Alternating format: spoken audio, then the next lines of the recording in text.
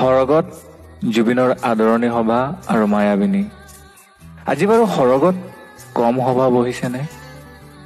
জ্যোতিপ্ৰসাদ হৈছে সভাপতি, সম্পাদক বিষ্ণু ৰাভা, জয়ন্ত হাজৰিকাই দিছে আদৰণি ভাষণ। হোৱা খগেন মহন্ত, অৰ্চনা মহন্তও বহি আছে নিৰলে। দেখিছো আগৰ শাৰীত প্ৰতিমা বৰুৱা বাইদেউৰ সৈতে দীপালী বৰঠাকুৰ, সংগী হৈ বহি আছে নীলপৱন বৰুৱাও।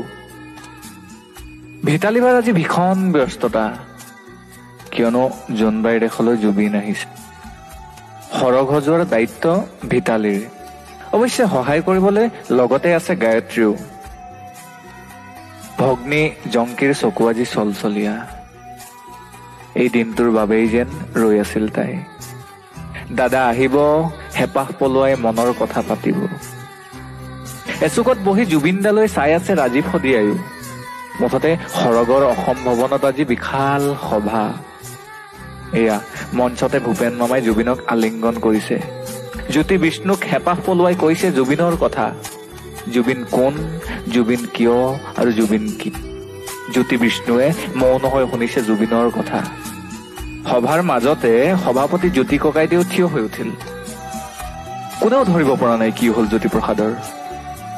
কলাগুৰুৰ ফালে আকুল দৃষ্টিৰে চাই কলে কিবা এটা।